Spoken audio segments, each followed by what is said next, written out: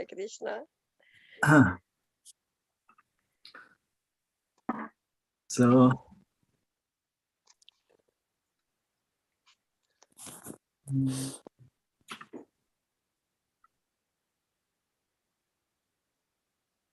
So we do it again in English only, huh? Okay. Yes. Where is Bhakti Granta? In the kitchen? Yes, on the way from kitchen to the temple room. Okay. So, yeah, that takes some time. Yes. Good morning, Guru Maharaj. Yeah, nice to see you again. Hello. Yeah.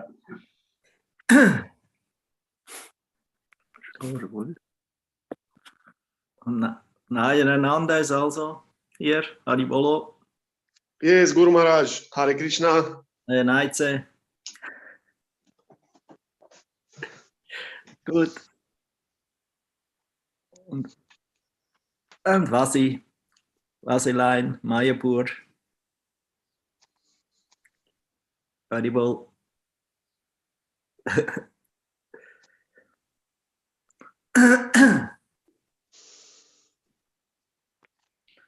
Good, then we can start, huh?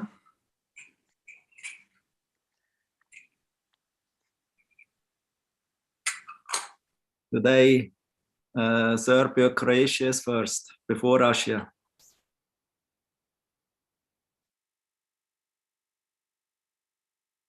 You hear me? Yes, Guru Maharaj. Okay. Yes. Ayarata Madhava Kunja Bihari Ayarata Madhava Kunja Bihari Gopijana Vallabha Girivaradhari Gopijana Vallabha Girivaradhari Yashodanandana Prachachana Ranjana Yashodanandana Prachachana Ranjana Yamunatira Vanachari Jaya Radha Madhava Kunja Bihari Jaya Radha Madhava Kunja Bihari Gopijana Vallabha Girivaradhari Yashodanandana Prachachana Ranjana Yashodanandana Prachachana Ranjana Yamunatira Vanachari Jaya Radha Madhava Kunja Bihari Jaya Radha Madhava Kunja Bihari Jai Shri Krishna Chaitanya Prabhu Nityananda Shri Advaita Gadadhar Shivasati Gaura Bhaktavinda Jaya Shri Krishna Chaitanya Prabhu Nityananda Shri Advaita Gadadhar Shivasati Gaura Bhaktavinda Jai Shri Krishna Chaitanya Prabhu Nityananda Shri Advaita Gadadhar Shivasati Gaura Bhaktavinda Hare Krishna Krishna Krishna Hare Hare Hare Rama Rama, Hare Hare, Hare Krishna, Krishna Krishna, Hare Hare, Hare Rama, Rama Rama, Hare Hare. Hare Krishna, Krishna Krishna, Hare Hare, Hare Rama, Rama Rama, Hare Hare. Jai Mr. Bhatt, Brahmamsa Pradikacharya, Sudras at Sisimatis Divine Grace. Ace Bhaktananta Maharaj, Srila Prabhupada Ki Jai. Ananta Koti Vaishnava Vrindi Ki Jai, Grantaraj Srimad Bhagavatam Ki Jai, Samaveta Bhakta Vrindi Ki Jai. All glories to the seven devotees, all glories to the seven devotees. All glories to the seven devotees, all glories to Guru Karanga, all glories to Prabhupada.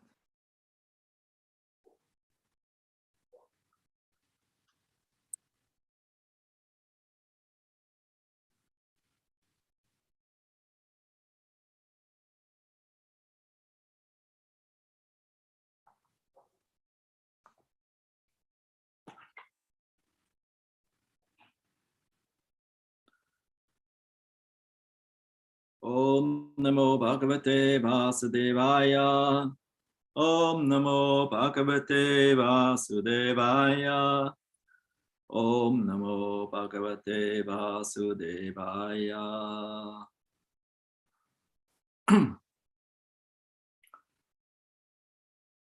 So we read from Srimad Bhagavatam, first canto, second chapter, text 4.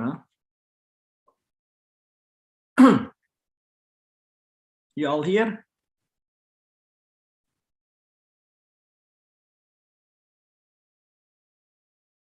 You hear me? Huh? Yes, Guru Maharaj, we hear you. Connection good? Yes, very good. Okay, good. Otherwise you tell. So that's a famous verse.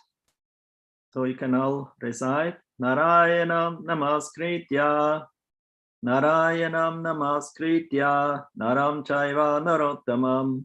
Devim saraswatim yasam. Tato chayam udirayat. Narayanam namaskritya. Naram chaiva narottamam. Devim saraswatim yasam. Tato chayam udirayat. Narayanam namaskritya, naram chaiva narottamam, devim saraswatim yasam, tato chayam udirayat. Narayanam, the personality of Godhead. Nama kritya, after offering respectful obeisances. Naram chaeva, and Narayana Rishi. Nara Uttamam, the supermost human being. Devim, the goddess Saraswati, Saraswatim, the mistress of learning, Vyasam, Vyasadev, Tata, thereafter, Jayam, all that is meant for conquering, Udirayet, he announced. Translation and purport by His Divine Grace, Srila Prabhupada Ki Jai. So Sutta Goswami speaking, addressing the sages of Naimisharanya. And now speaking Bhagavatam on their request. They brought up several questions, about 6 basic questions to Sutta Goswami. They chose him as the speaker of the Bhagavatam, sitting on the Vyasasan, representing Srila Vyasadeva and Srila Shukadev Goswami, the original speakers and the author of the Bhagavatam and Puranas. He was considered a qualified person to speak and to represent, because he was pure in heart, pure in consciousness.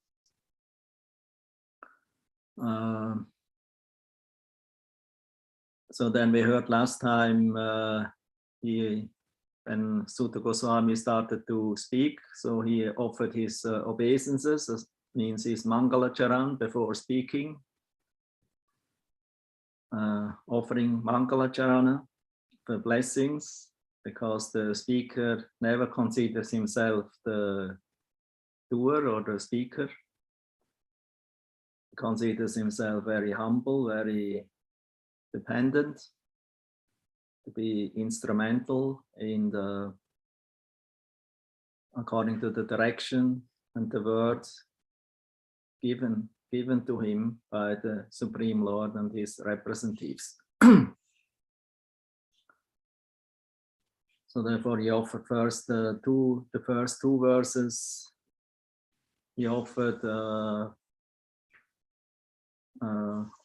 his obeisances to Shukadev Goswami, his guru, from whom he learned or heard the Srimad Bhagavatam. And now he offers his obeisances to the Supreme Personality of Godhead, Sri Krishna, to Narayana Rishi, to the goddess of learning, Saraswati, and also to the author of the Vedas or of the Bhagavatam, Vyasadeva himself. And then he says, because by offering obeisances and respect to these personalities, that's the very means of success in speaking the Bhagavatam, because the Bhagavatam is all glorious.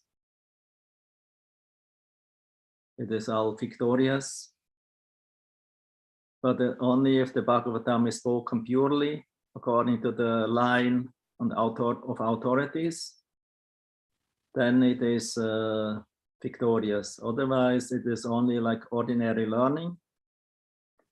If we are only intellectually, like in school, just learning the Bhagavatam like that, only theoretical, without application, without feeling, without heart and soul, then it is not victorious. Then we cannot conquer ourselves. That means the mind and our false ego and our false conception of life. We cannot conquer our senses, because this victory only will be by hearing and reciting Srimad Bhagavatam purely without speculation. That's the pure teaching of the Bhagavata school, represented here by Sutta Goswami, who set the standard. Also before that, Shukadev Goswami also set standard. Before he spoke Bhagavatam, he also offered his respects to Vyasadeva, to the Supreme Personality of Godhead, so that they empower him and use him as an instrument and give him the proper words to speak. So here Sutta Goswami, he prays, before reciting the Srimad Bhagavatam, which is the very means of conquest, a means of victory, to become victorious, one should offer respectful obeisances unto the personality of Godhead. Narayana, unto Narayana Rishi, the supermost human being, unto Mother Saraswati, the goddess of learning, and unto Srila Vyasadeva, the author himself.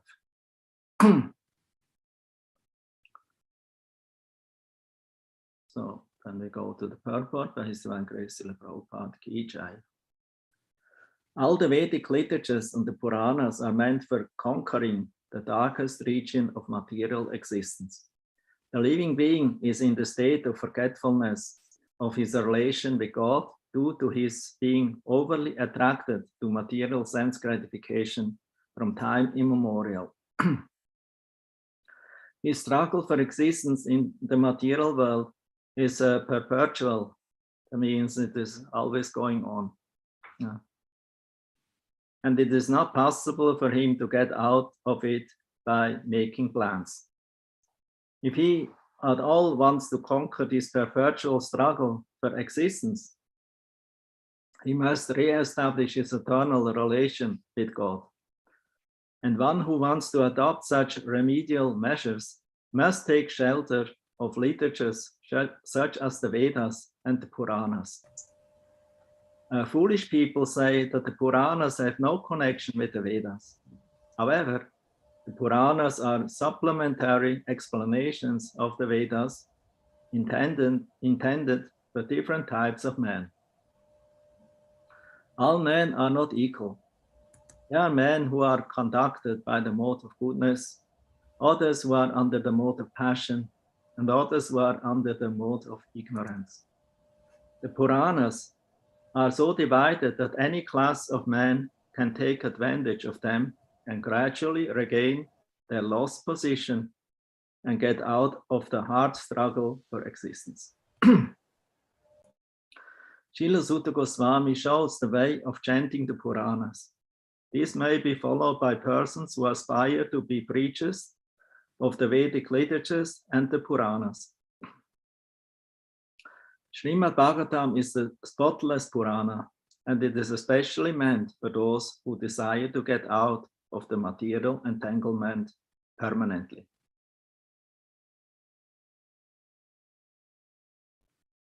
Narayanam namaskritya naram chaivam narottamam devim saraswatim vyasam tato jayam udhirayet.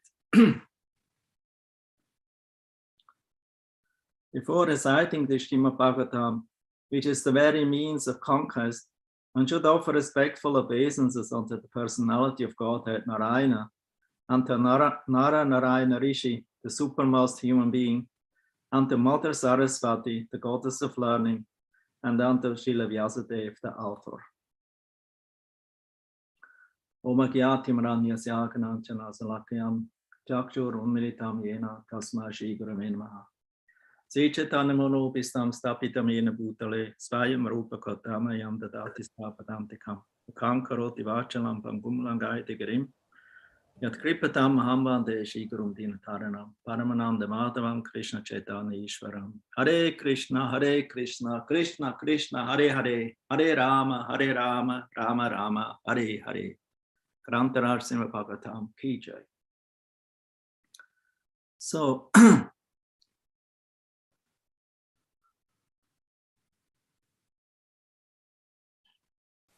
So we heard here in the purport that the Bhagavatam and in general Vedic literature is meant to bring the people out of ignorance,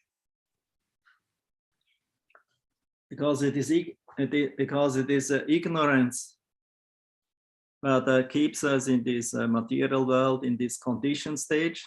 Actually, the material world is not so bad in itself. The problem in it is the conditioning. And the conditioning is arranged by the modes of material nature.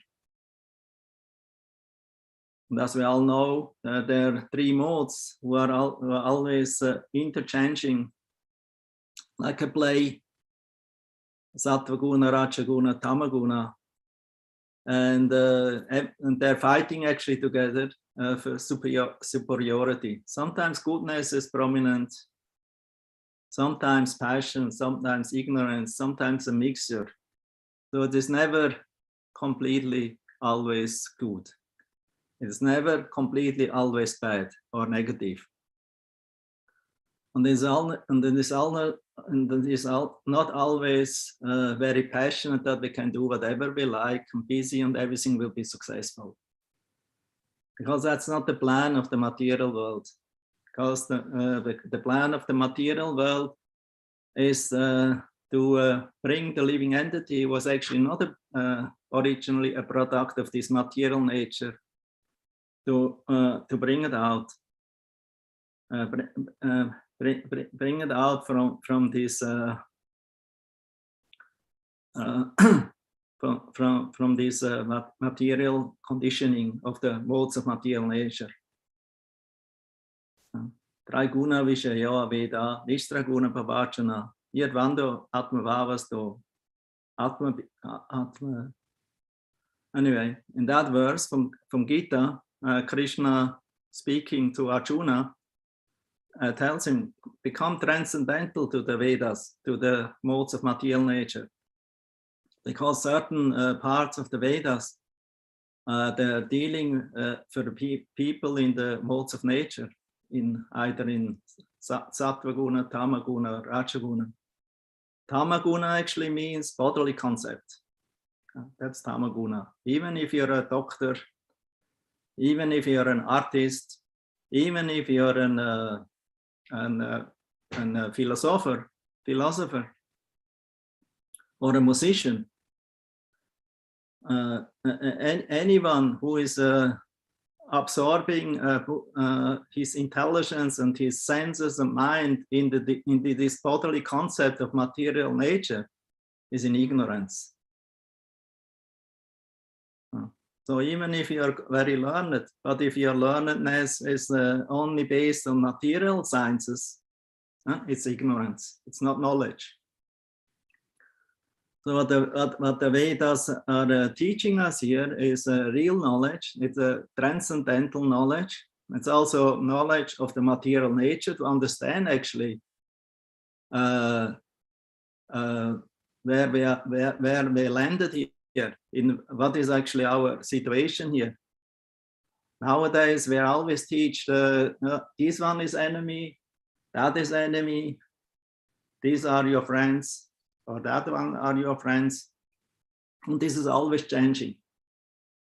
So we always have to make enemies, or showing to enemies and showing who is your friends.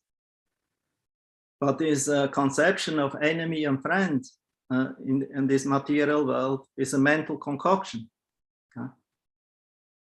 It's mental, because those who are enemies today are tomorrow your friends. Those who are your friends today maybe are tomorrow your enemies. So the real enemy is actually not outside. The real enemy is in ourselves. It's our lust, greed, anger, frustration, these illusions we are in it. These are actually enemies. These are like highway robbers, plundering the pure spirit soul from its chance to become eternally happy and liberated in Krishna consciousness or God consciousness. So as long as we are plundered by these enemies, and we're actually serving them, and we even think, yes, let me serve them. Let me serve them and please them, because if I please the senses and the mind and all these thieves, then I will become happy, because they give me so many promises and supply me many things, give me many things to make me happy. One intelligent Vaishnava, one time he realized, oh, I served so many so many years these senses and the mind and all those who are supplying me with sense gratification. I serve them so nicely, and always hope they will, according to their promises, give me what I like, so that I will be happy and successful in life. But then after some time, I realized they actually don't keep the promise. They're lying, they're cheating, they're tricking me. They put me more and more in illusion, more and more in great distress and misery. So I give them up, because they're thankless masters. They're not keeping to their promises, so they're thankless. So I give them up, and from now on I make the promise and the determination only to serve Mukunda or Krishna, because he can grant liberation. He can actually make us happy and satisfied by liberating us Mukunda means to take us out from this material struggle of existence and bring us to the transcendental platform, free of the modes of material nature, nirguna. The impersonalistic materialist, they consider nirguna as just opposite of guna. Ultimately, should give up everything. So nirguna is not, they consider nirguna is impersonal.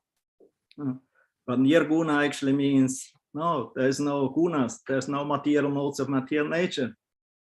It means you're free of the modes of material nature. You are transcendental. And it doesn't mean that there is no activity on the transcendental platform. There is activity, there is exchanges, there's emotions. Everything that is here in this Maya world is just a perverted reflection of what is in the spiritual world. So in the spiritual world is the real eternal identity in a relationship with Krishna, what gives us the greatest satisfaction and happiness. Because we are looking after that. We are Ananda Maya, Abhyasat. We're looking after happiness, but on the wrong place, in illusion. So Bhagavatam is spoken to bring us out of this illusion. But even though the Bhagavatam is spoken, even though the Bhagavatam is available in book form, it always depends on the speaker who presents or represents the Bhagavatam. Like I sent you yesterday, the text of Devananda Pandit. Devananda Pandit, he was actually a perfect person from outside. He was very learned. He was a professor. He was very intelligent, very pure. He had many good qualities, but he had one lack.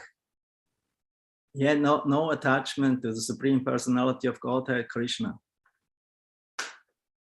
So, and although he had so many good qualities, they were all like zero without the attachment and the service to Krishna. So he teach to his disciples just the grammar of Bhagavatam and reciting the verses just as they are, without any interpretation or in a devotional way. So the students only learned like we're learning in school, some history and some philosophy. And then you keep it you learn it, you maybe even learn it by the heart, but then with the time you forget. You forget because lack of realization. So but one time Srivas Thakur, he came. This happened before Lord Chaitanya appearance. Some persons appeared before Lord Chaitanya. One of them was Advaita Acharya. Another one was Chandrasekhar, the uncle, that means brother of Sachimata. Other one was Sachi Devi and Jagannath Mishra. Other one was Param Guru of Lord Chaitanya and Guru, Ishvara Puri and Adhavendra Puri. And the other one was Srivas Thakur. So Srivas Thakur was senior to Lord Chaitanya, quite some years more. And he was always eager with his brothers together. They already chanted before Lord Chaitanya appeared, and they were always happy to hear about Bhagavatam and the scriptures, only in devotional way. So he came by in that place, Vidyanagar. Vidyanagar is near to Navadvip today.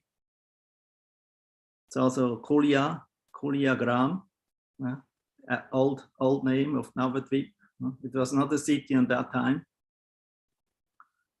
Nearby is Vidyanagar, where Madhusudan Vachaspati also lived. He was related with Sarvabhauma Bhattacharya. So in that was actually a village of learning, as already the name says, Vidyanagar. It was the Nagar or the city or village where the intellectuals live.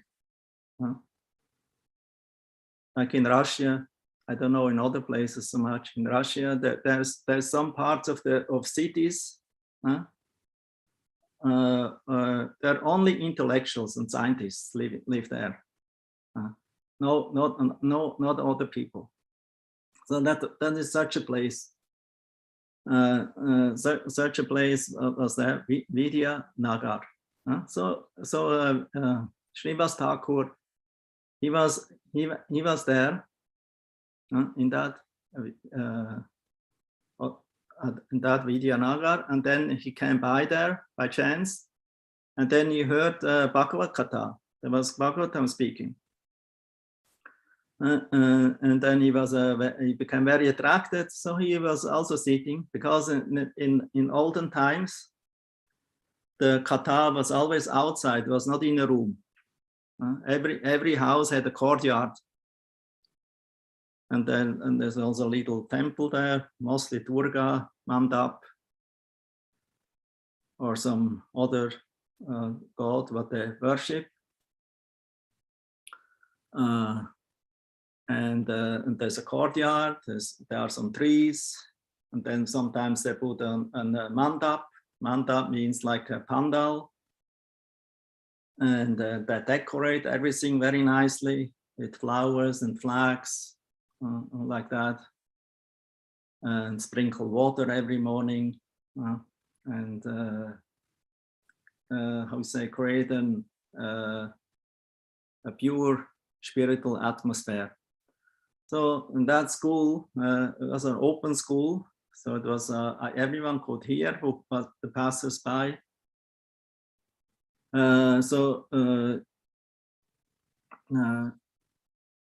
Srivas Thakur, he also said amongst the disciples, listeners, and he was listening to the Bhagavatam.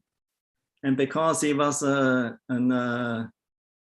Mahabhagavata himself, a living Bhagavata,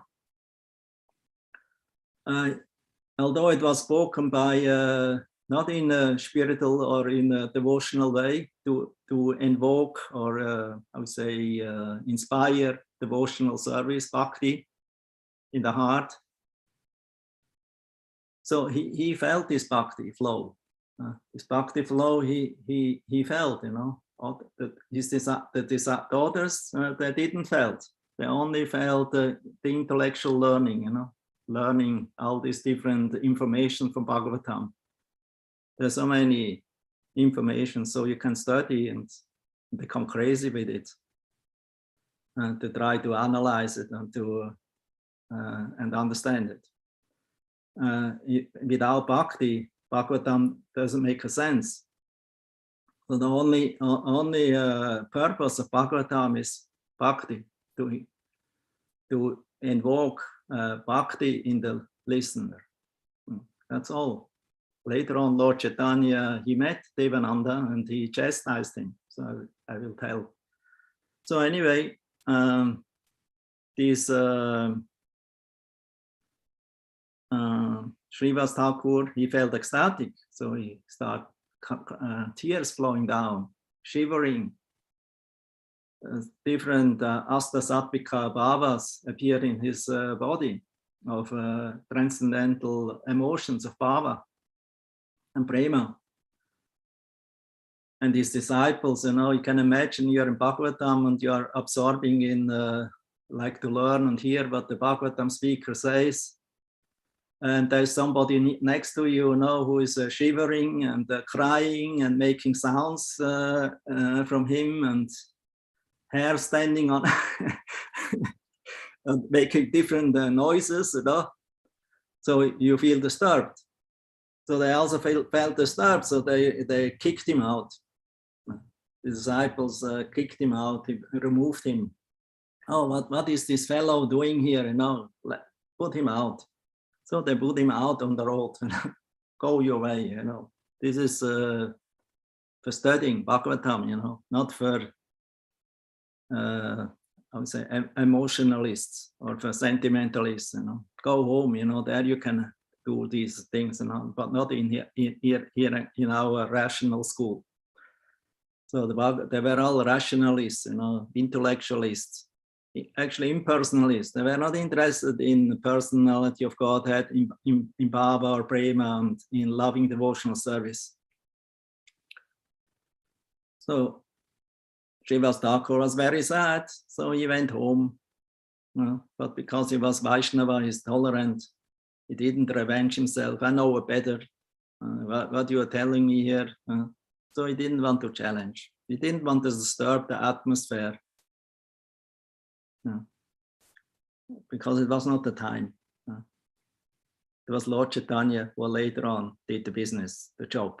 It was not the time. Because therefore the Vaishnavas, they prayed for the avatar, Gora avatar, please come. Only you can invoke the bhakti in these misguided people here, even in this very important city of Navadip. There are so many big Bhattacharyas and Mishras, and so many other great scholars and priests from the priestly class, Brahmanas. But they are not interested in devotional service, in bhakti. They only study scriptures. They know so many sutras. They know so many different verses and hymns from the Vedas. But they're all related to their own desires, of worshipping different devatas. Mostly they worship the Durga Devi, Kali Devi. They were Shaktas. Some they worship maybe Shiva. Those who were a little more advanced. Because Durga Puja is completely in ignorance. Shiva Puja is mode of goodness mixed with passion. Vishnu worship is pure goodness. Sun God worship is rajas. And Ganesh worship is in the mode of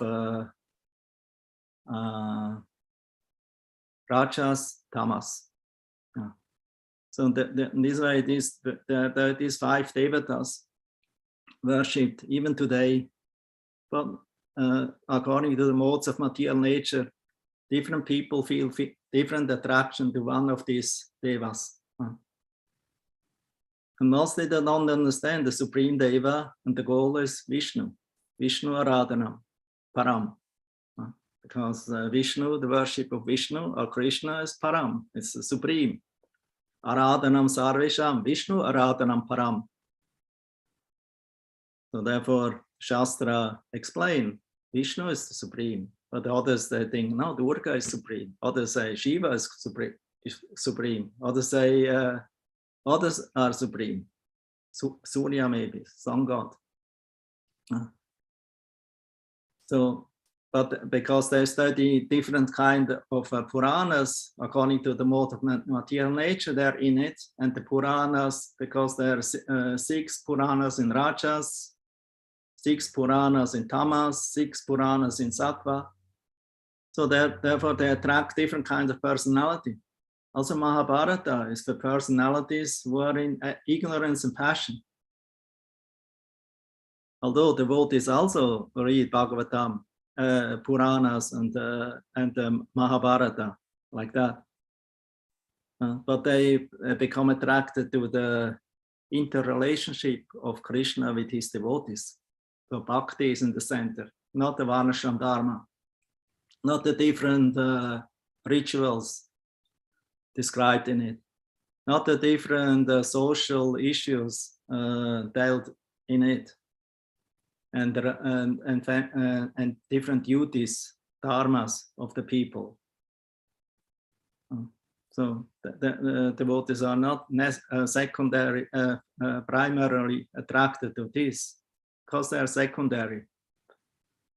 In first place, always is bhakti. Bhakti is mukhya. That means it's first. And the others is secondary. It assists, if it helps bhakti, if it assists bhakti, it can be accepted. If it is not helpful for bhakti, then the devotee can reject. And he will not be, I would say, to be punished or unchaste or untrue to the scriptures. He has the right to reject if it is not favorable devotional service. Because Bhagavatam says that those who surrender to Krishna and engaging whole body, mind, life, every possessions in the service of Krishna, they're not anymore indebted because they're surrendered. Sharanam, Sharanyam, Kato Mukunda Paririta Kartam. So because they're surrendered to Mukunda, to Bhagavan, so they have no more duties to the devas, to the sages, to the society in general. Otherwise, we're always indebted. As long as we are in the modes of material nature, we are indebted. We have to please all these entities, the devas, the sages, the animals, the society, the forefathers. But Bhagavatam says, Devarsha Bhutata Rinam Pitrinam Nakinkaranayam Rinicharacham Sarvatmanayam Sharanam Sharanyam Kato Mukunda Paririta Kartam. If you surrender to Krishna and fully depend on him, you're not anymore a debtor to anyone. So, because if Krishna is pleased, that's the perfection. So, but the materialistic followers of the Vedas and also of the Puranas and even of Bhagavatam, they're because they are not attracted to Krishna's devotional service as center, as primary, as mukhya. They make a second, or maybe liberation a second, and from bhakti they don't even think much about it because they think, oh, these relationships, of love and servant and friendship and like that, we know this in this material world, this only creates sometimes to happiness and distress. It is just sensual. It's a mental concoction. It's just on emotions and feelings. So we have to kill it. We have to get rid of it and just become one, merging in Brahman, Sayuja, and attain liberation. Bhakti is maybe helpful, but if you're liberated, you don't need bhakti anymore. This is the Mayavad concept. Therefore, we see many Mayavadis nowadays. They're chanting bhajan, they're chanting Krishna mantras, Govinda Jai Jai, and different mantras, Devakinandana names. All names of Krishna very beautifully from Mayavada. That means because they're not interested in pleasing Lord Krishna and to attain loving devotional service to him and going back to him. They're only chanting mantras to attain this liberation. Yatapat, tatapat. They even interpret Yetamam prabhatyate tam sathai vachamyaham. According to the way you surrender to me, you come to me. All paths lead to the goal. Then they say, ultimately, Krishna says, you can choose any path. because any path leads to the same. No, but the point is, that Krishna says, yeah, the paths are established by me, and they actually are meant to come to me, leading to me. But what means me? Because Krishna has so many different forms, so many different moods.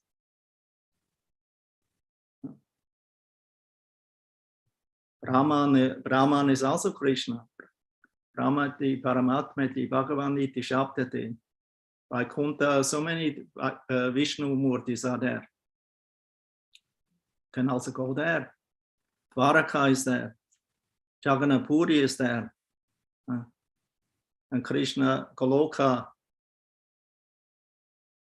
in Vaikuntha mood is there. And Madhurya Goloka is there. Gokula. It's the center of the 1,000 petal of Gokul is Goloka. Gokul. 1,000 petal is Goloka. Sahasrapatra Kamalam, Gokulakam Mahapadam, Kanikatam Mahatama Govindastanam Avayam. In the center of that lotus, of the 1,000 petal, this is the stan of Govinda. There Krishna is a cowherd boy. Not opulence in predominance. Mukhya is Madhurya. That means in pure love, ecstasy in relation to Krishna as a lover, as friend, as a servant, mother, father. All these relationships are there in relation to Krishna. The material world, we have also some kind of rasas, but they're always a little mixed with our conceptions. So we have also an Vatsalya ras in the material world, even with God, but opposite. God is the Father and I'm his son. But in the pure bhakti, the devotee, Krishna says, I want to become the son, and my devotee should be my father and mother, my authority. That's the difference. Because if you have a father and mother, you can always depend on them. Please give me this, please give me that, arrange this and that for me. But if God, therefore God, it doesn't want only to be the supplier. He's anyway the supplier, but that's not his speciality. That's not his favorite. His favorite, he wants to enjoy. He wants to become dependent on his devotees and only the bhakti. Bhakti ham ekaha graya. Only by bhakti Krishna is conquered. Krishna is attracted. So then Krishna even plays the role of being the son. He even becomes the servant of his devotee. Gives him even greater pleasure than to be the master of the devotee. So all the relationship with Krishna are in sweetness, in Madhurya. And the high peak of that Madhurya is the mode of the gopis of Vrindavan. Because they're completely, everything giving up to please Krishna. Of course, everyone also gave up everything. Krishna's friends, Krishna's mother, father, everyone was ready to give up everything for the pleasure of Krishna. This is the highest form of bhakti. This is para bhakti. This is bhakti you cannot find in any other way, in any other form, only in the Bhagavatam. Bhakti is, this form of bhakti is purely presented not only in intellectual way or in scholarly way, but in the mood. Shukha mukha amrita drava samyitam. Therefore the Bhagavatam became more sweet because of the recitation of Shukadev Goswami. So Shukadev Goswami is Rasika, Bhagavad Rasika. And because he relished the Bhagavatam, every syllable, every word from the Bhagavatam, every sloka, therefore the listener completely becomes ecstatic. This didn't happen in the Devananda school. The only one who felt this ecstasy was Srivas Thakur, because he was a Mahabhagavat. He was pure, Shuddha Bhakta. So had no desire other than to hear about Krishna and to relish this bhakti in relation to Krishna. So anyway, then later on Lord Chaitanya came and he chastised this Devananda, his super soul, so he could remember what happened long time ago, previously, how Devananda and his disciples dealt with Lord Chaitanya's dear associate, Srivas Thakur. So he chastised him severely. What kind of Bhagavatam teacher you are? You're very proud having such a Bhagavata school, but all your disciples, they're all mundaners. They're all on the mental and intellectual platform. They have no taste in bhakti, and even no respect to the Mahabhagavata, to the living Bhagavatam, because the Bhagavatam has been spoken. That was pointed out by Lord Chaitanya. Bhagavatam has been spoken by Bhagavata devotee. So there are two Bhagavats, the book Bhagavata and the person Bhagavata. So, but you kicked out the person Bhagavata, your disciples, and you as teacher, you tolerated it. You didn't rectify it. You didn't stop them. And therefore, it is your fault. It's not the disciples' fault. It's the guru's fault. The Bhagavatam speaker's fault. If he tolerates something like that. Therefore, Lord Chaitanya told him, you actually don't know Bhagavatam. Because without mercy from a Bhagavata devotee, you can never know the Bhagavatam. Because Bhagavatam cannot be known by intellectual study. It's not possible. It's only possible if you get the mercy from a Bhagavata devotee by humble devotional service to that devotee. And for only by seva, we can get the mercy to relish some drops of the Bhagavatam. And then the change in the heart will take place. Otherwise, there's no change in the heart if you only study intellectual, without relishing, without taste, without rasa. That's our problem. Then we cannot make progress. We cannot make advancement in this loving devotional service towards Krishna. So anyway, Lord Chaitanya, he chastised Devananda. Devananda, he didn't know what to say. He felt speechless. He could not say anything. He just left. He went in one direction. Lord Chaitanya went in another direction. That's the end. No, I would say the end of this first section.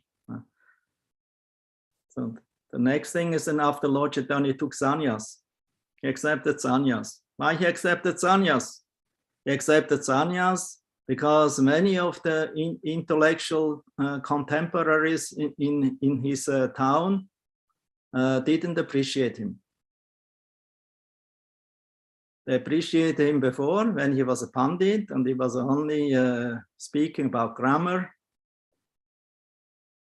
about different Sanskrit slokas and sutras, and he gave commentaries to it and even challenged it. So that they liked. So mental gymnastics. We call it mental gymnastics.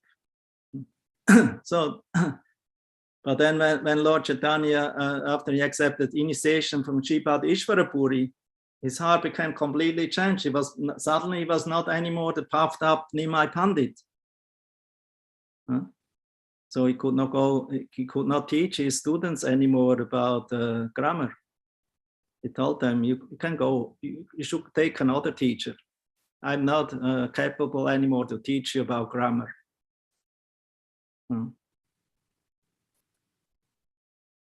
Because now I only can teach you everything in relation to Krishna consciousness.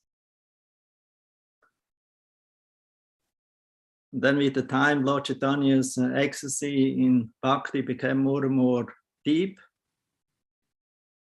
and emotional. And sometimes because he is Radha Krishna, sometimes he's more Krishna, sometimes more Radha, according to the mood. So sometimes he's in Radha's mood and then he's calling Krishna's name. Sometimes he's in Krishna's mood and he calls Radha Nam or Gopi Nam. Gopi, Gopi, Gopi, or Radhe, Radhe, Radhe. So Radhe, Radhe, Radhe is not just the mantra that sounds good, you know, in Vrindavan. In Vrindavan, everyone chants Radhe, Radhe. If you are in bodily platform or not bodily platform, everyone is Radhe, Radhe. One time we were in Delhi, in airport, in guest room there. And we were drinking, eating something. So then the waitress, servant, yeah. So because he saw that we were in dhoti and sari and Goranga was there. So yeah, so he asked, "Oh, you're from Vrindavan?" And said, "Yes, yes, we're from Vrindavan." So also you're from Radhe Radhe. So and then he says, you know, actually he likes Shiva, but he has a sister or wife, I don't remember, sister or wife. She likes Radhe Radhe. She always goes regularly to Vrindavan and she visits the temples there and chants the Radhe Radhe. So anyway, Radhe Radhe can also, doesn't mean that you do it with feelings. Even some that chant Radhe Radhe Radhe Radhe Radhe Radhe Radhe Radhe Radhe Radhe Radhe Radhe Radhe Radhe Radhe all the time in the streets in Vrindavan. You can meet them, you know. Like we are devotees also, we chant Hare Krishna, Krishna Krishna. Sometimes with mind, sometimes without mind. With the heart, without the heart, we're chanting. So actually, the importance of chanting is the heart. It's not just the mantra or the name. So when Lord Chaitanya called the Radha Nam or the Gopi Nam, so he was really in that deep bhava, you know, of separation, vipralamba from gopis as Krishna. Because not only the gopis crying for Krishna, Krishna cries also for the gopis.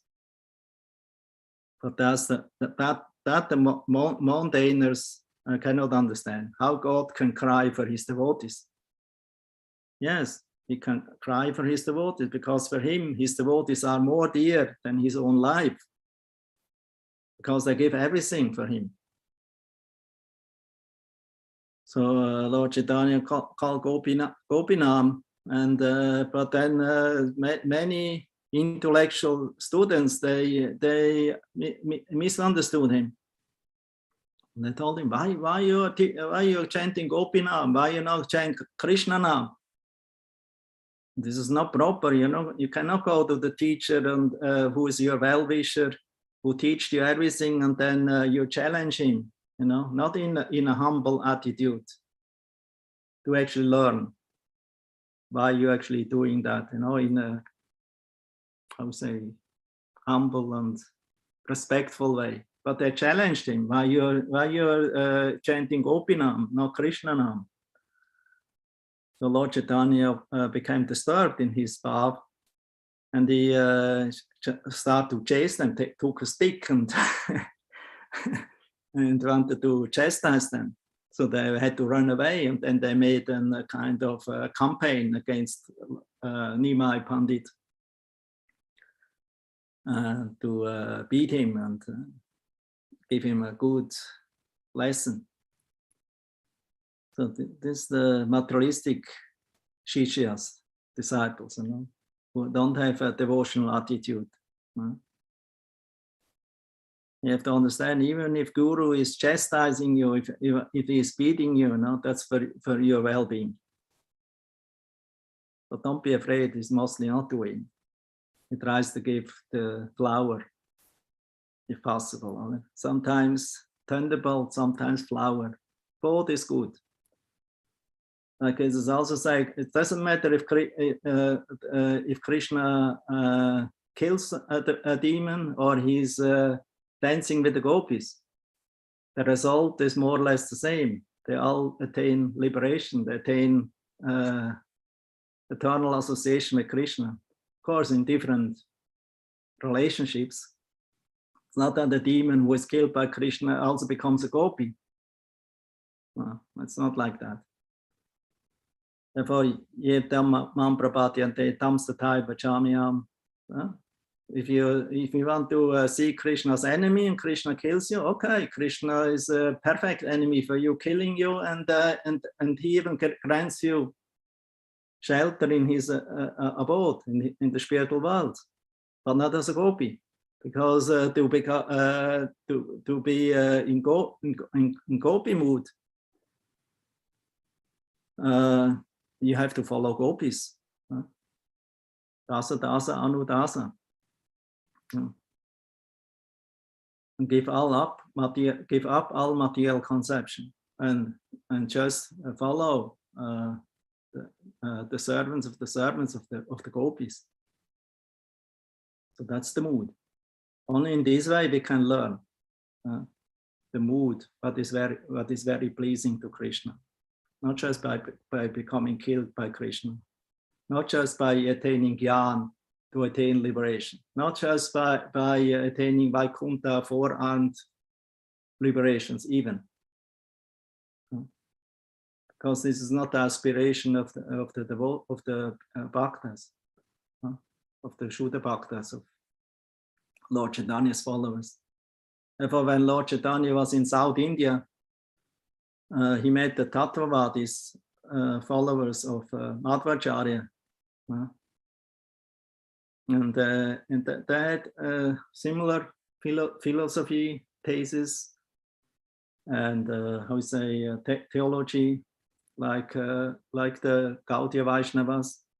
But the difference was pointed out, that the goal of how we say the practice was not sadhana bhakti in hearing chanting, but varnashram dharma. And the goal, because there's always sadhana and sadhya, the process and the goal, sadhya. Sadhya, they considered Vaikuntha liberation is the supreme goal. So Lord Chaitanya could not accept that, because he understood. He understood and taught that actually varnashram is a secondary thing. It's not a main thing. It can be helpful. It can be accepted, but it is not the means to attain Krishna Prem or liberation. And liberation is not the goal, but devotional service to Krishna, life after life, is the goal. Bhakti is the goal. Bhakti is the beginning, the way, and the goal. So without bhakti, if we only have varnashram always in our heads, and our interests, you actually cannot ultimately please Krishna. It can help you in the modes of material nature to somehow exist in a peaceful, satisfactory way. Vishnu will help you because Vishnu is pleased in the fulfillment of varnashram if you do it for his pleasure. Samsiddhir haritoshanam. But ultimately, the varnashram is not the goal, it's not the way, ultimate way, and it's not the goal. It is not counted in the 64 angas of bhakti, varnashram. So Varnashram maybe can helpful, assisting of your bhakti in the material world, but ultimately we have to fully take shelter in the bhakti mark. That means in the process, on the way of pure devotional service given by Rupa Goswami in Bhakti Rasamrita Sindhu. Because only that is pleasing to Krishna. Not the qualities of Vaishnavas or Brahminical culture is pleasing, tapasya, knowledge, purity like that. Only the bhakti is pleasing to Krishna. Then everything else becomes also acceptable.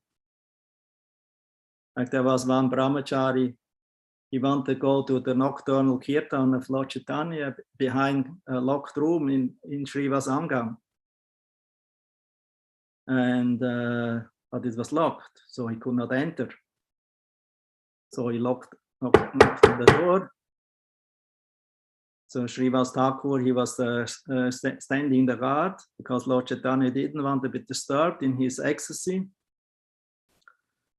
So he, this Brahmana wanted, so Srivas asked, yes, sir, Prabhu, what do you like? Oh, I would like to witness the kirtan of Mahaprabhu. Okay, let me go and see, I will ask Mahaprabhu. So Srivas was asking Mahaprabhu, there's a brahmachari. He says this brahmachari is only drinking milk. He's not eating anything else, only drinking milk. And he's very pure. So Lord Chaitanya say somebody who drinks milk, and even if he's pure, he cannot enter.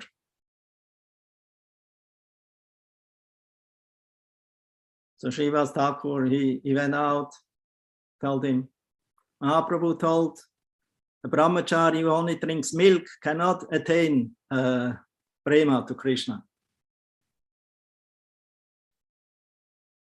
So he cannot enter.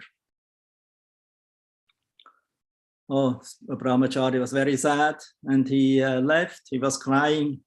Oh, how condemned I am. I wanted to see Lord Chaitanya dancing, and now because of my foolish brahmachari standard, my proudness to only drinking milk as tapasya, I'm now not capable to see it. Lord Chaitanya, super soul again, he understood the mood of this brahmachari. He immediately told Srivas, call him back, he can come, now he's qualified. and then Srivas called him back, and brahmachari could enter and witness the ecstasy, ecstatic dancing of Lord Chaitanya's power. So only the most fortunate actually could witness Lord Chaitanya's ecstatic dance and mood, because they came in a mood of humility and service attitude, free of proudness of themselves. So therefore, many students, they misunderstood Lord Chaitanya and the intellectuals in Navadvip. And that time, Lord Chaitanya told, I came to deliver the whole world. And I wanted to start it here in Navadvip. But now I see people here cannot understand me. They cannot accept me, my teachings, my mood. So how can I deliver them? So therefore, he came to the decision to take sannyas. It's a big subject. Why to take sannyas, not to take sannyas? Is it necessary for a Vaishnava? But Lord Chaitanya considered it was necessary because in that time, sannyas was highly respected. Not like nowadays, especially in Western countries, not necessarily highly respected. Even in India, not always is highly respected. of the people, especially if you go to the big cities who are completely westernized, accept Western standards of life, everyone with mobile phone and modern hairstyle and dressings and clothes and everything, and very, I would say, yeah, proud on that they now are Westerners in India. We are the high society in India. We are earning good money. We have good jobs, mostly in technological computer branches and like the IT. So they become very puffed up and very proud, on themselves. And they cannot recognize a Vaishnava on the sannyasi. Shastra say if you don't respect the sannyasi, when you see him and offer respects to him and greet him and feel happy, you have to fast the whole day. But who can do that? Who will do that nowadays? So, but to Lord Chaitanya's time, sannyas was very much recommended, or how to say, effective. Still, because everyone appreciated the swamis, the sannyasis, even those who were not devotional. Whenever a swami appears, they become respectful, their eyes, and offer obeisances, or namaste at least, and respect. So Lord Chaitanya thought, I will have to take the sannyas to deliver them, This way they will learn to respect me, and then this way they benefit unknowingly, and then become recipient of my mercy and the mercy of bhakti. So in this way the bhakti will flow. So it's not just sentimental. So we have to respect Lord Chaitanya first and worship him like God himself. Don't take him cheaply or in Sahajya way, in a material platform way. So we have to really respect him deeply and worship him very nicely, very respectfully. And only from that worship of Lord Chaitanya in a respectful way, he can actually receive his mercy. And to respect Lord Chaitanya, we have to learn to respect also his dear associates, like Lord Nityananda, Advaita Acharya. When Lord Chaitanya one time wanted to bestow mercy to everyone, give kripa, he gave it to everyone except his own mother, not Sachi Devi. So the associates of Lord Chaitanya asked him, why Sachi Devi doesn't get your kripa? She's your mother. She's the universal mother. She is most dear to us. She must also be most dear to you. So Lord Chaitanya said, no, she will not get kripa because she did Vaishnava aparad. Although her Vaishnava aparad was not very significant. She only did it out of motherly affection, not verbally to the Vaishnava himself. But Lord Chaitanya knew about her mood because he knew about the past. Lord Chaitanya had a brother, what's his, Vishwarup. He's actually not different from Nityananda. And he was very beautiful and he was very intelligent. And Vishwarup was very from childhood, he was only interacted to bhakti. So whenever there was an opportunity to hear Bhagavatam, he went there. So therefore, when Advaita Acharya opened his school in Mayapur, teaching bhakti scriptures, Vishwarupa every day went there and learned from him.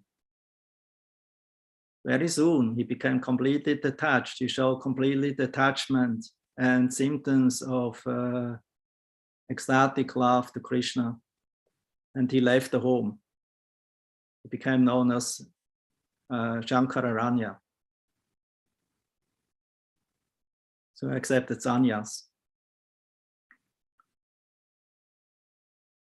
Lord Chaitanya, when he was a small boy, Nimai, when his brother was still there, the mother Sachi sent him to Advaita Bhavan, to the school of Advaita Acharya, and to call him his brother for lunchtime.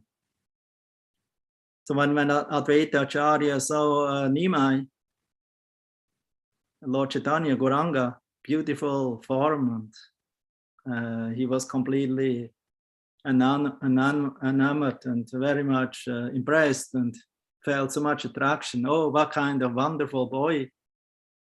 So attractive. Is this the Lord I was calling for? And he understood. Oh, this is the brother of Vishwarup, who was his very dear disciple, coming always hear Bhagavatam from him. So Advaita became very much attracted. So mother Sachi, she understood. She actually accused Advaita. Actually, my son only accepted sannyas because of this Advaita Acharya. He induced him, he inspired him to renounce and to give up family life, although he was only 12 years old or so. So in the Hindu world, this is considered very cruel. This is in the Western world, it's unheard of anyway. But even in Hindu world, it's very considered cruel. Therefore, because the Grihastas, they always know about the sannyasi and about his powers and demands and his teachings, pure teachings of renunciation, like Narad Muni and other great souls. So whenever they see a sannyasi coming to their house, they're hiding the children, especially the sons, because they're afraid, maybe the sannyasi will take him and accept him as a brahmachari assistant. So Sachimata, even Sachimata, she accused Advaita Acharya that he's very cruel, so she didn't like it. Then later on, Lord Chaitanya, Nimai, also went to Advaita Acharya. He wanted to go and hear Bhagavatam from him. And then Mother Sachi said, no, you should not go to Advaita Acharya, to his school. Otherwise, you also will follow your brother. You also become like him, a sannyasi, and will give up family life. And then Lord Chaitanya promised his mother, Mata, don't be afraid. I will never leave you. And even if I leave you, I will always take care for you. I promise you. I will always be present before you in form of the deity and in form of the holy name. So whenever you call me, I will be with you. I will take prasadam from you, your offerings and your devotion and love and care. So this was Lord Chaitanya. But he said, now I will not take. Don't be afraid. But then later on, then Lord Chaitanya remembered that and bestowed his mercy. And some years later, maybe he was about 16 or 18, short before he established more and more his ecstatic emotions and living and accepting sannyas. So he wanted to give Kripa to everyone, but Mother Sachi not, because she offended Advaita Acharya. She offended the devotee. Somebody who offends devotee, even his very great personality, can never attain the mercy of Krishna. The mercy of, and my mercy also not. So when the devotees heard that, they were very shocked, and they immediately went to Advaita Acharya and asked him, please, Advaita Acharya, please, forgive Mother Sachi's offense, that she thought badly about it. She actually didn't spoke loudly about it. She only thought about it and spoke to her son about it. But it was already considered offense, because there are different kinds of offense: gross offense, verbal, mental. One is worse than the other. So when Advaita Acharya heard about that, he became so ecstatic. He immediately went to Mother Sachi in great ecstasy, and he fell down on the ground. And that was the time, when Mother Sachi used the opportunity, and she touched the lotus feet of Advaita Acharya and put dust over her head. And then Lord Chaitanya said, bravo, bravo, now, very nice, now your offenses are forgiven. Now the kripa for bhakti will appear in your heart. So anyway, now I got lost in so many stories.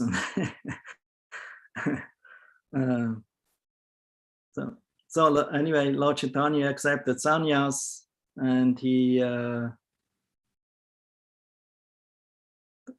actually wanted to go immediately to Vrindavan, but then it didn't succeed immediately. So he went to Jagannath-puri, and then from Jagannath-puri he came back after some time, and he wanted to make a visit to this Kulia Gram, that is Navadvip, nowadays Navadvip. This city is, by the way, also called the place where the offenses are forgiven. Because in that place, when Lord Chaitanya came as a sannyasi, he forgave everyone the offenses they did previously. So many approached him and asked for forgiveness, and Lord Chaitanya very mercifully bestowed blessings to all of them. And then there he also met Devananda Pandit. And there he chastised him. And he chastised him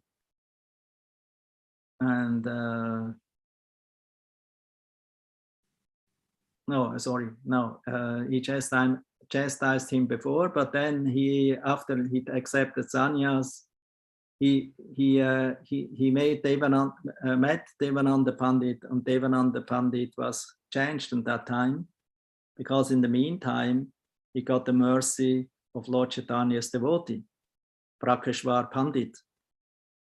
Prakashvar Pandit was a very ecstatic dancer, a kirtan dancer. Sometimes he could dance for 22 hours non-stop without becoming tired. So by chance, there was a Sankirtan festival in Devananda Pandit's house, and and Prakashvar Pandit was invited also there. And there was a huge kirtan, and he was dancing like mad. And and Devananda, he protected Prakashvar Pandit from the crowd of people, because so many people wanted to come and take dust from his feet and come near to him, and that maybe would disturb the dancer. So he took a stick, a danda, and he kept all the crowd away from Prakashvar Pandit, so that his dancing would be not disturbed. And yeah, in this way, he actually did some seva to the Vaishnava. So he became very attracted to Prakashvar Pandit. And he did service to him. And that actually changed his life. That means from his scholarly attitude, bhakti appeared in his heart. And that became manifested by the mercy of the Vaishnava.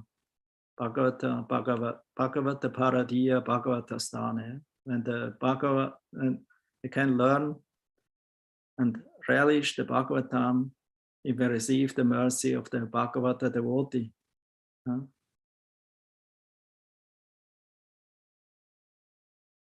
So and that's also the way how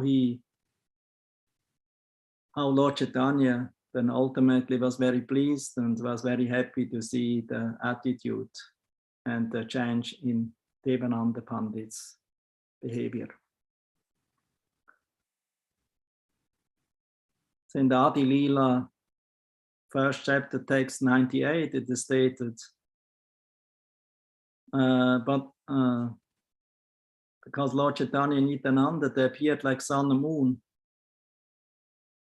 simultaneously on the horizon of Gaudadesh to introduce the Sankirtan Yagya, Sankirtan process, and removing the darkness of ignorance, avidya. So Kaviraj Goswami writes, Duibai, Hridayera, Kshali, Andhakara, Dui Bhagavata Sanghe Karana Sakshatkara. But these two brothers, Chaitanya and Nityananda, dissipate the darkness of the inner core of the heart, not only the horizon or the atmosphere by rising of sun and moon. They clarify everything, they bring light in this dark world. But these two sun and moon, appearing in the heart of the devotee, in the innermost core of the heart, rising and dissipate the darkness of ignorance, avidya. And thus they help one to meet the two kinds of Bhagavat, the person Bhagavat and the book Bhagavat.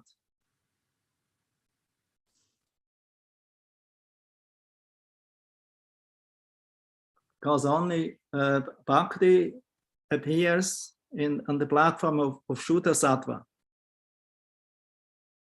So Shuddha Sattva is a manifestation or a stage of consciousness given by Balaram, Nityananda. So they is the embodiment of Vishuddha Sattva. So only if it attain this enlightenment of the heart of Vishuddha Sattva, then the two Bhagavat, the person and the book Bhagavat, can appear and reveal this transcendental knowledge about Krishna and also the ecstatic love towards him, in the mood of the devotees of Vrindavan. Eka Bhagavata Bhada Bhagavata Shastra Ara Bhagavata Bhakta Bhakti Rasa Patra. One of the Bhagavatas is the great scripture Srimad Bhagavatam, and the other is the pure devotee absorbed in the mellows of loving devotion. The Bhakti Bhakta. Dui Bhagavata Dvaradiya Bhakti Rasa Tannara Ridaye Tanra Preme Haya Vasa. Through the actions of these two Bhagavatas, the Lord instills the mellows of transcendental loving service into the heart of a living being, and thus the Lord in the heart of his devotee comes under the control of the devotee's love.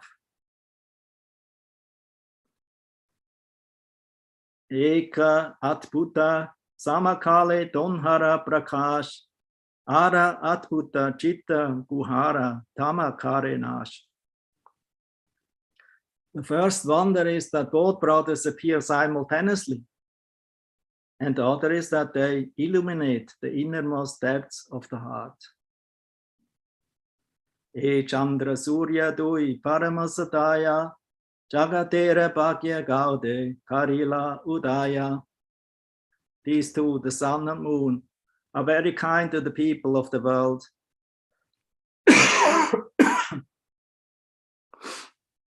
Thus, for the good fortune of all, they have appeared on the horizon of Bengal. This horizon of Bengal is called Udayagiri, as we heard.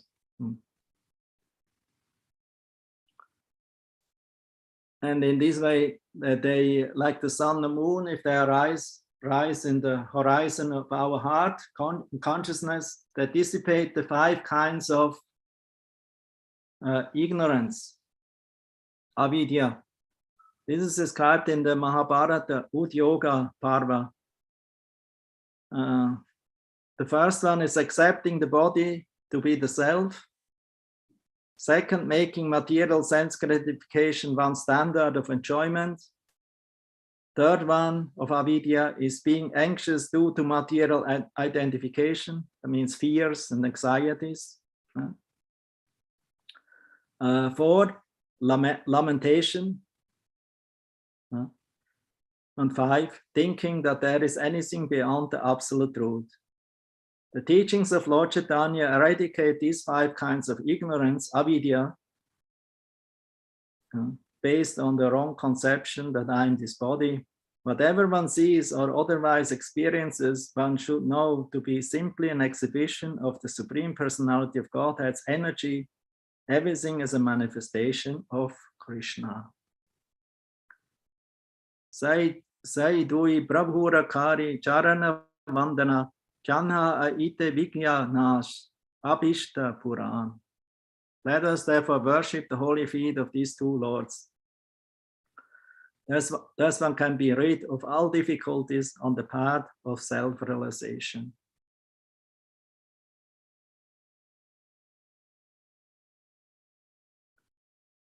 So that's the way how Kaviraj Goswami explains the verse of Vande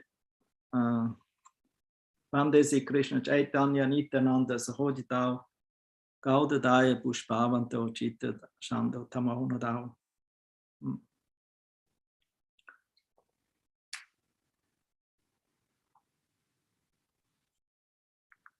So therefore here the Bhagavatam speaker and also the audience will learn from these descriptions the attitude and the qualification. The only qualification is not birthright or education or anything, wealth. It's only the bhakti or the desire. The desire, the faith, actually Shraddha, the faith and the intense desire for it. These are the 2 prices we have to pay. In the beginning, Shraddha, for the beginning of sadhana bhakti, and for rasa bhakti, the intense desire. Ashakti.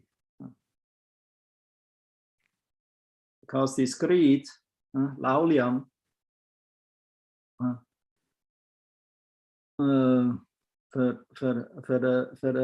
bhakti, this can only manifest in the fortunate devotee's heart by Shraddha, by faith. Faith in the process, faith in the process of Shravanam, Kirtanam, Vishnu Smaranam. And to hear in the association from devotees, Guru, Krishna, Vaishnavas, to hear about this process of bhakti. And in this way, one can actually conquer the ignorance and become victorious. And so, therefore, the Bhagavatam is victorious. Jayam, Jayate means victory.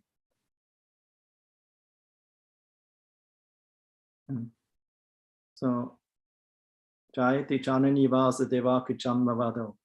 Let Lord Krishna, the son of Devaki, be victorious. Jayati Janani Vasa Devaki Janmavado Yadubara Parishat Svadorbira Syamna Dama Stira Charavichina Gya Susmita Shimukena Prachapura Vaniteam Vateam Kamadevam. So Bhagavatam declares in the end of the Bhagavatam and in the beginning of Bhagavatam that there's the supreme victory in hearing about Krishna. Vishwanath Chakravarti Thakur, he is also giving some commentary to it, so I want to go over it. Having offered respects to Guru, means Shukadev Goswami, Sutta offers respect to Devata, presiding deity. Presiding deity of Naimisharanya is Naranarayana Rishi. So therefore he offers his respectful obeisances to Naranarayana Rishi, is the Devata of that, the presiding deity of the work and of the place where Bhagavatam is spoken. Since they have authority over the place, the Devatas are subject of the Bhagavatam is Krishna, Narottam. That means Krishna is the subject, is the Ashraya Murti, or the supreme topic of Bhagavatam. Sarasvati Devi, she is not the demigoddess Sarasvati, she is Divya Sarasvati. She is the Shakti, she is the knowledge of transcendental Vidya Vadu Jivanam of this Sankirtan, is the transcendental knowledge of Krishna. This is revealed by Sarasvati. And it is revealed through the Bhagavatam speaker, on whose tongue Sarasvati is giving him the proper words. Vak. And therefore Sarasvati is also known as Vak, because she is in charge for the speaking. Without mercy of Sarasvati, we cannot properly speak, especially not about Krishna. The word Cha indicates the Rishi, the sage of the work, Vyasa. Some editions have the word Vyasam instead of Jaiva. That makes the meaning clear. The Bija is Om, and the matter is predominantly Gayatri, since the first verse of Bhagavatam begins with Om and the reference to Gayatri. Having offered respects to these persons, one should utter Jaya. This is a verb form, calling out to Krishna with raised hands. Jai Sri Krishna Bhagavan Ki!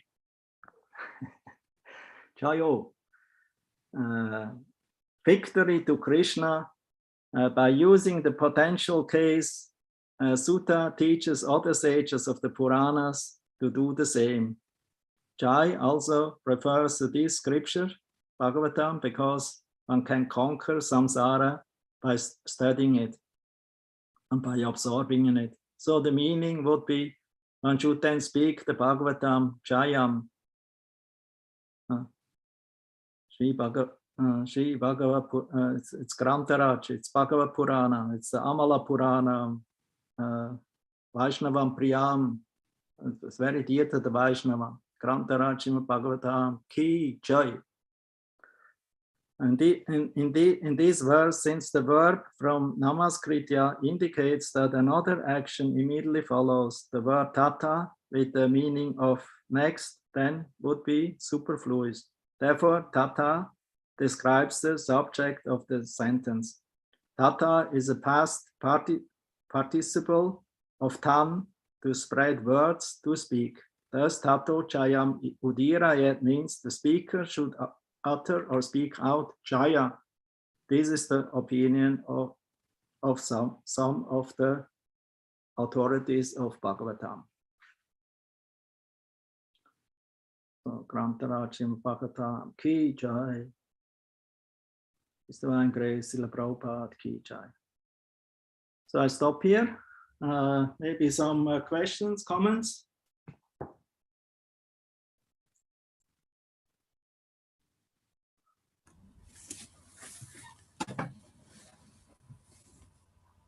Here is Avadutarai, if possible. Some questions. Okay, let's see. Actually, I have 4 or 5. No, only one question. Because maybe others also. Okay. Can I also make a... Choose the most important one. Well, I don't know which one is more.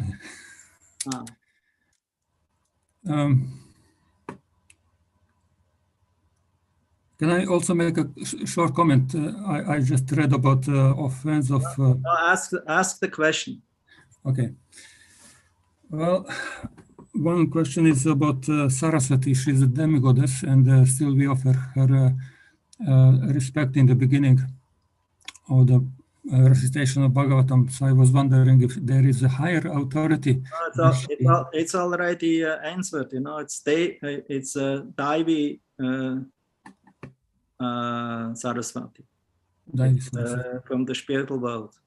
Because there are 2 manifestations of Saraswati. One is in the spiritual world, and another one is in the material world. She's the wife of Brahma. But that's not the one. Because Brahma, he got initiated by Saraswati, by Rama. She's actually another form of Shakti, of internal energy of Lord Narayana or Krishna. So that's the divine Divya Saraswati. Yes, thank you.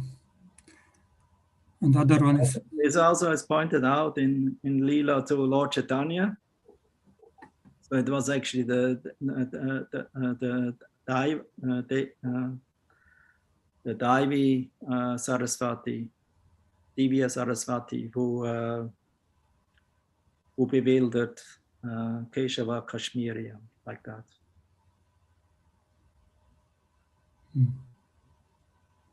Okay, you have one more and then we finish for today. Okay, thank you. Well, regarding Shachimata's offense to Advaita Acharya, she was actually silent about that. She never spoke about that, her opinion, oh, he offended. So she only thought about it because it's 3 levels of offenses: the thoughts, the words, verbal, and the deeds. So she made by not speaking about it, but and out of anxiety, she only spoke to her son Nimai about it. Yes, but then I remember that in Kali Yuga, offenses within the mind are not considered. And how is it that she got perfection, but she is already perfect? Actually, she is Mother Yashoda from Vrindavan, no? I already pointed out her offense was not very severe.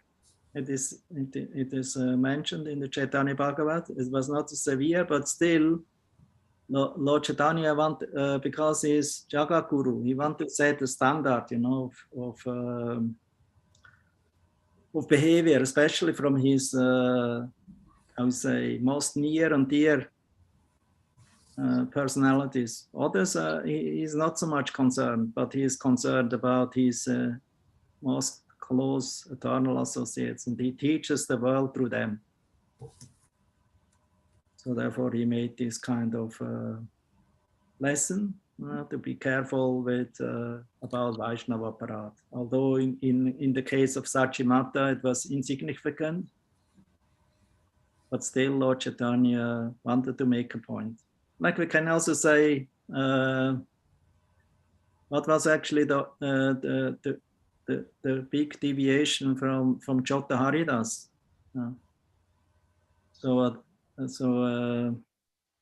There we can also doubt and ask questions. You know, why Lord Chaitanya was so strict and so heavy with him. So it's and if you read there the commentaries and purports by Prabhupada and Bhaktisiddhanta Saraswati Thakur, it makes it clear that the Lord Chaitanya wanted to teach, you know, to the future sannyasi followers of Lord Chaitanya in his mission or movement or sampradaya, should be careful. Everyone has to be careful, even grihastas. We cannot do whatever we like. Everyone has duties, responsibilities, and we cannot think I'm transcendental to all of this. This standard, especially how to deal with Matajis, with women, Lord Chaitanya was very strict. Okay, Vanamali, maybe you have a question. You always have good questions. Not sure. Thank you, Hare Krishna, for this very nice class. I also would have two questions. Yeah. So the first is about Vidyanagar. As I understood, this is the place where the offenses are forgiven. Vidyanagar. Yeah, it's called Kulya. Kulya. Kulya Gram. Kulya Gram is Navadvip, but Navadvip city is nowadays Navadvip. At that time, Kulya is a whole region of different villages, and one of the villages who also belonged to this Kulya Nagar district was how we called it, Vidyanagar. It's still there in the Navadvip Dham Parikrama. So if you remember previously, we went there. That's the place where Lord Chaitanya took some pencils from writing pencils for manuscript. He planted in the ground, and some trees appeared. And we know there is Surabikund in Vrindavan. You can say like these are like safe. Also, offenses are forgiven. Surabikund. Yeah, now Surabikund is the place of Kirtan.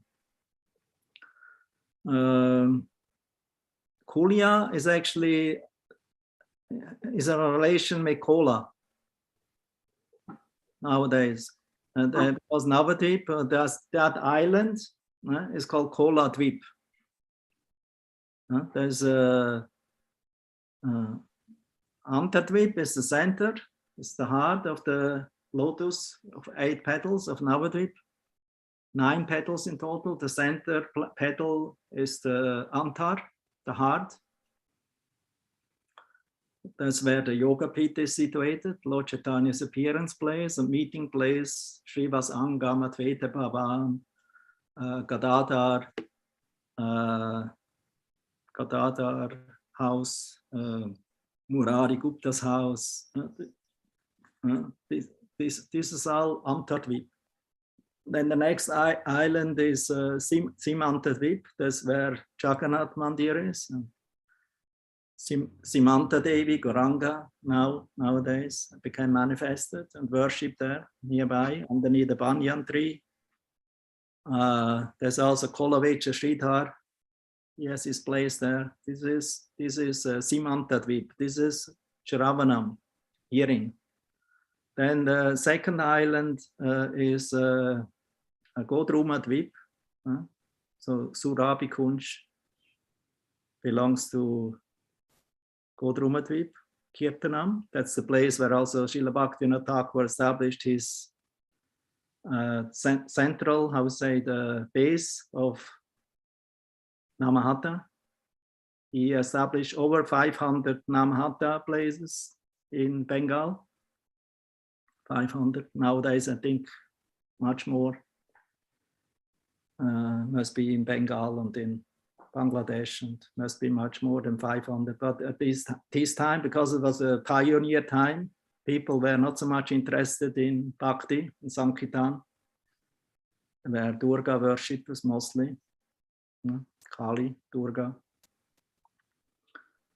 And he established this later on in the 90s, 1890s, he established this Namahatha preaching, and he became more and more retired from his government seva service, also due to illness, and so he wanted to retire earlier, although everyone didn't like it. Government people didn't like it, the Englishman didn't like it, the family didn't like it, but he insisted, yes, I have to do it, because now it's very important to establish Lord Chaitanya's teachings based on Bhagavatam and Chaitanya Charitamrita. He found finally by some friend, he got these 2 books, but you could not buy it in the store at that time. So not available even in the library. So just by good fortune, he received these 2 books. And then when he actually read these 2 books, and he fully was convinced and dedicated to Lord Chaitanya and to this Bhagavad process. And he then started to write. He wrote already before books, many books. But now, even before initiation, before complete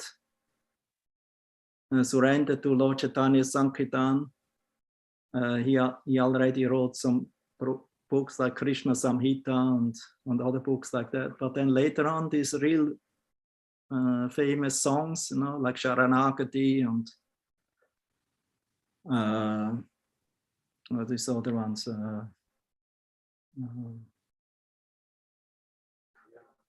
Bhakti, anyway, different songbooks,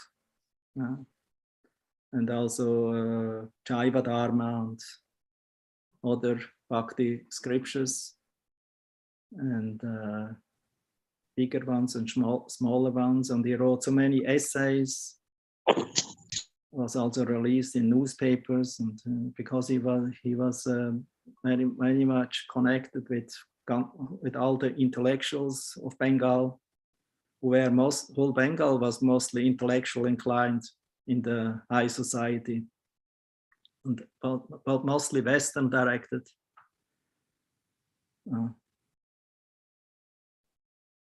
Patralokas, they're called Patralokas. But then he became more and more established, this Vaishnava, Lord Chaitanya's heritage of Bengal. And many of his intellectual contemporaries, they became impressed by him, and they supported him, and they helped him also to establish this center in Godrumadvip, near where Lord Nityananda started his preaching in Bengal. And that place is called Svananda Sukhada Kunj. It's the opposite side of Chalangi. Vasanta Ranjani, she just lives in the neighborhood, just opposite side of that place. And so that place is significant. It's Kirtanam Island. And then Madhyadvip. Madhyadvip is Shravan Kirtanam Vishnu Smaranam. And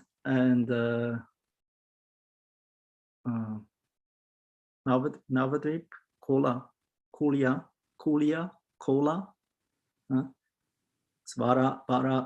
This where Varahadev gave blessing to Vasudev, a Brahmana. And he revealed to him that he will very soon, that's his eternal abode, because here he lives eternally as Gauranga, Gaura Hari, the golden Krishna.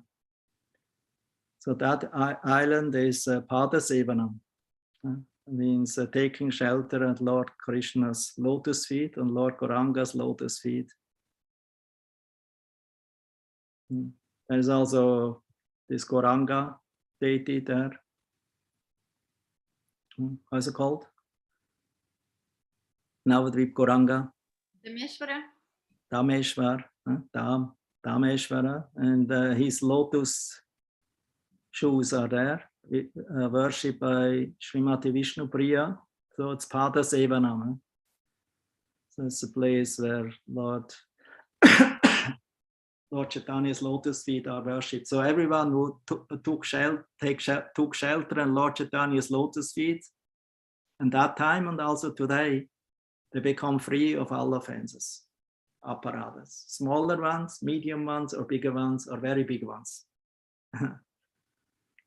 So there the offenses are forgiven and mercy is flowing. And you have opportunity to go there with the devotees and serve the devotees and hear Gaura Katha, Krishna Katha. Because in that place was also a place, I don't remember, Vasanta, maybe where Lord Shiva came as on a Hamsa, on a Hamsa Vahan, on a Hamsa airplane of Brahma's swan, and he was invited to speak Gaura Katha, Gaur Bhagavat, and that place. So I think it was in Madhya Dvipa, right? Yes. Maybe you don't know even. Yes, I know, Madhya Dvip. Madhya Dvipa. So in Madhya Dvip, that's not so many places in Madhya Dvip, but that is a very important place. There's also a lake where Shiva Linga is underneath the water and only comes out one time in a year. Is that right? This Hamsavahan was kept there, but now they permanently keep him in a temple.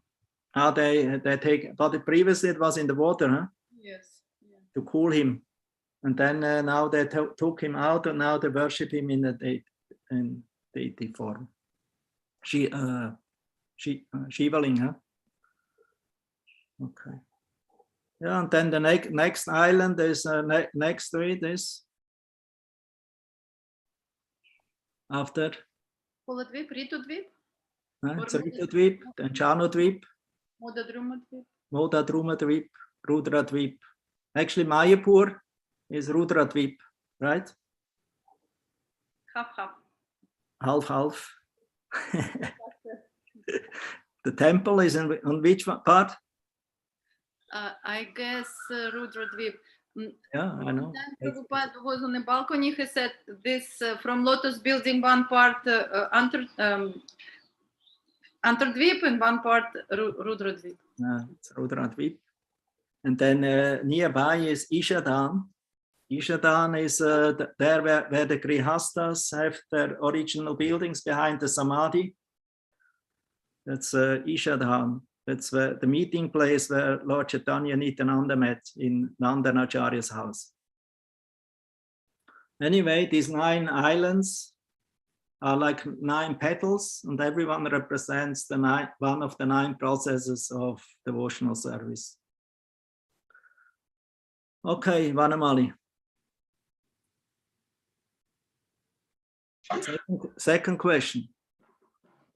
If I still, thank you, very nice. The question is about Devananda Pandit, who was hearing Srimad Bhagavatam from a non-devotee, and we are taught not to do that. So that is another reason why he was listening. We should not copy. Just, do I understand right? No, it's not said from whom he learned Bhagavatam, but it was in general in that time because there were no Bhagavata devotees. because the pure Bhagavad Gita was not so easily available, so it was mostly used in form of like an education, like a cultural part of history and ethics and behavior and culture, like that. It's some spirituality in it. Because Purana means history. So there are 18 Puranas, and all 18 some are interested for people in ignorance, some in goodness, some in rajas. But the Bhagavad Purana is for those in the mode of transcendental goodness. Therefore, it's also known as Sattvata Samhita or Paramahamsa Samhita. So I don't know from whom he learned, but because anyway, there were no books available at that time. There was only manuscripts. That means if somebody had interest in the Bhagavatam, you have to hand copy it. And there were especially Brahmanas who were their profession was to just copy literatures on palm leaves. That was their own profession. Because there are different Brahmanas who had different occupations. Not everyone was a priest.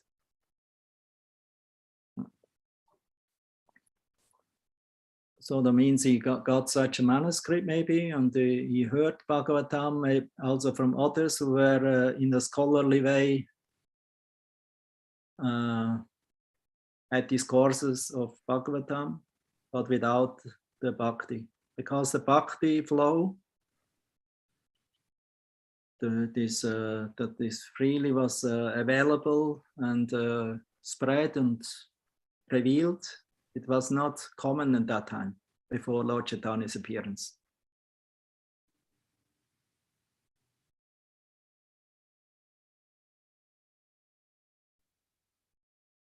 And actually only by Lord Chaitanya's mercy, we can nowadays understand the importance of Bhagavatam. Because that was one of his 4 things that he established. The first one is that Krishna, to worship Krishna, and his holy land, Vrindavan, is not different, it's same. Krishna, Vrindavan is not different from Krishna, therefore is as worshipable as Krishna himself. That's revealed by Lord Chaitanya's teachings. Second one of Lord Chaitanya's teaching is to follow in the footsteps of the gopis. Vrajavadhu, the Vraja gopis, to follow in their footsteps. This is the best way to please Krishna. And the third thing is to the proof of all this, the highest proof is the Bhagavad Purana, the Srimad Bhagavatam, and the supreme goal of life is Krishna Prema. Not Varnashram, not liberation, not to become a controller somewhere, become merged, no? Krishna Prema. It's a Prema Pumartha Mohan. Okay? Thank you. Okay, then one last question, if somebody has, and then we'll stop. Okay. Bhaktigranta? Yes, Guru Maharaj. Actually, I have 2 questions, but they are very short. Okay. So the first one, you spoke to us and you told us that Shukadev Goswami is the original speaker of Srimad Bhagavatam. And just previously I read in 12th canto that the Lord Brahma was the first person to receive Srimad Bhagavatam directly from the Lord Shri Krishna. And I'm wondering why is it such a long and big time gap? Because before Srimad Bhagavatam became publicly spoken, because it seems Lord Brahma didn't speak it to anyone, so that Shukadev Goswami was first just many, many millions of years maybe after. Yeah, it was spoken in our world, here in this place where we are in Bharatvarsha. It is said in Devaloka, in heavenly planets, Bhagavatam is also available. Many more verses, not 18,000. But this Bhagavatam in form with condensed, ecstatic devotional service in the center, and with this emphasis of bhakti, this was first time spoken by Shukadev Goswami. Mm-hmm. So it, that shows, that even the Bhagavatam coming from the disciplic succession from Brahma has to be chewed and realized, so that it takes this form as it appeared now through the mouth of Shukadev Goswami. So it took some time. So it's therefore not ordinary knowledge. But in the third canto, we also read in the 8th chapter, there's also another disciplic succession of Bhagavatam coming from Sankarshan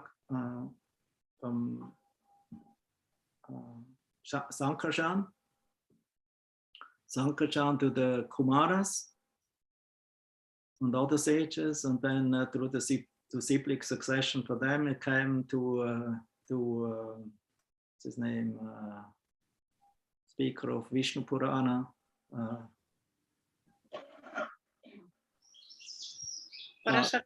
Parashara Muni, and from Parashara Muni to Maitreya, and then Maitreya spoke to Vidura. So that's also how the Bhagavatam, another channel, how the Bhagavatam appeared. But that version of the Bhagavatam is only very short. It's only from the third canto until the end of the end of the fourth.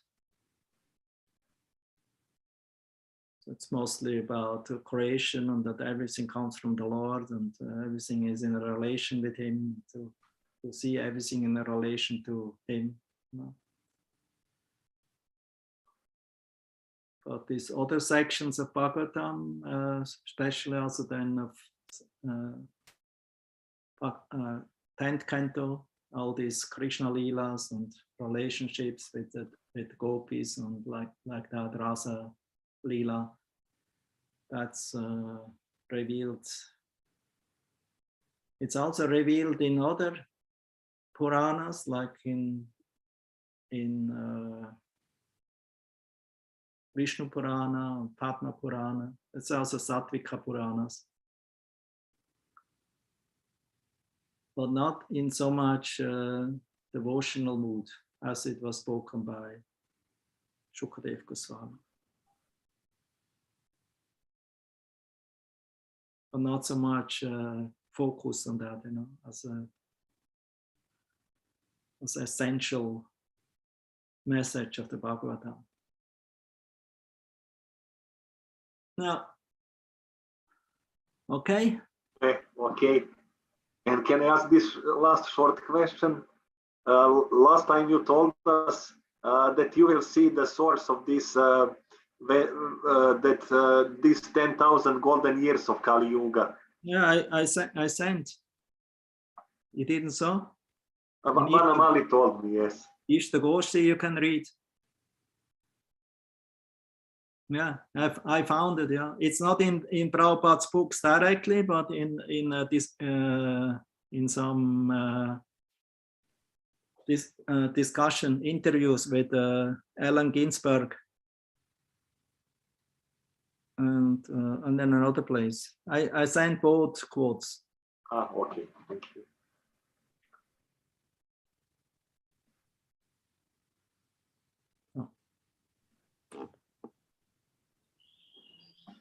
Okay then, thank you. Yes. Hare Krishna. Lord Sri Prabhupada, Grantaraj Srimad Bhagavatam ki jai. Jai. Hari Bol. Jai. Shri Rohinisuta Prabhu ki jai. Jai. Hare Krishna. Hare Krishna. Thank you, Guru Maharaj. Thank you, Guru Maharaj.